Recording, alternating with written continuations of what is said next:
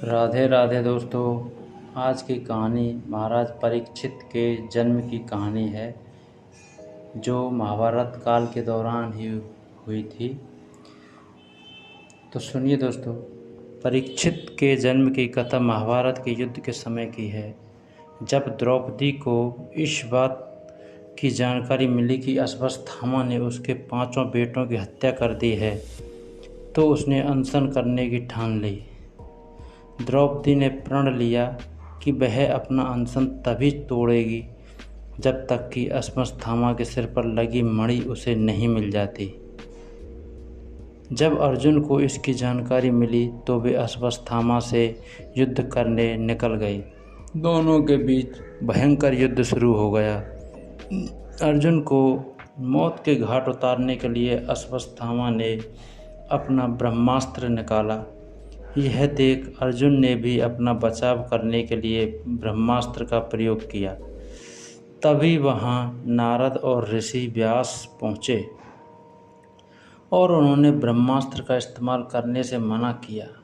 इसके बाद अर्जुन ने अपना ब्रह्मास्त्र वापस कर लिया, लेकिन अश्वत्थामा ऐसा नहीं कर सके।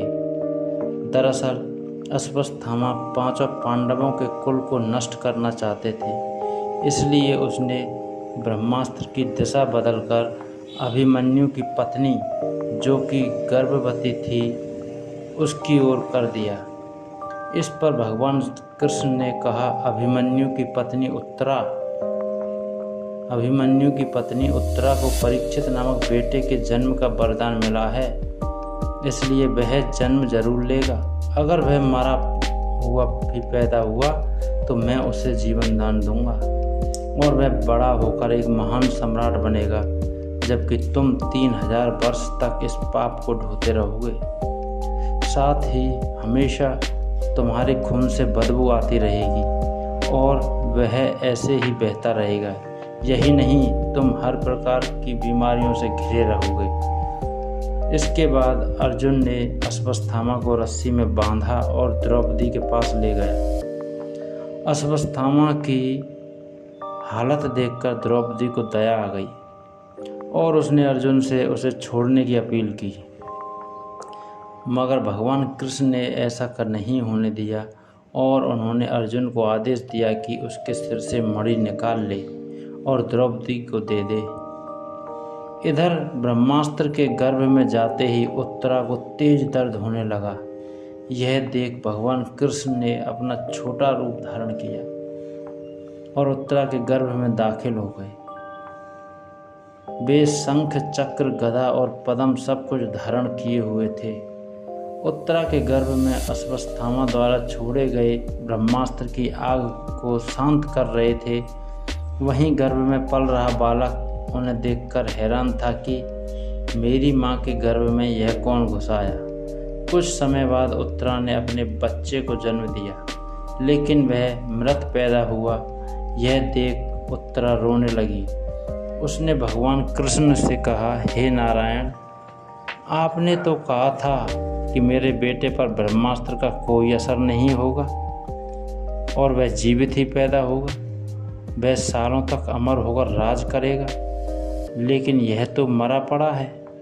इसे जीवित करने की कृपा करो प्रभु। उत्तरा की बात सुनकर भगवान कृष्ण तुरंत प्रसूति गृह में प्रवेश कर गए और कहा, हे पुत्री, तुम दुखी ना हो, तुम्हारा बेटा जरूर जीवित होगा। मैंने खुद उसके जीवन की रक्षा की है। इसके बाद कृष्ण भगवान ने मृत बालक पर अमृतमयी नजरें डाली और कहा, अगर मैंने जीवन में कभी झूठ का साथ नहीं दिया है और हमेशा ब्रह्मचर्य के नियमों का पालन किया है, कभी किसी लड़ाई में अपनी पीठ नहीं दिखाई है, ना ही कभी अधर्म का साथ दिया है, तो अभी इसी समय अभिमन्यु का यह पुत्र जो मरा पड़ा है वह जीवित हो जाए।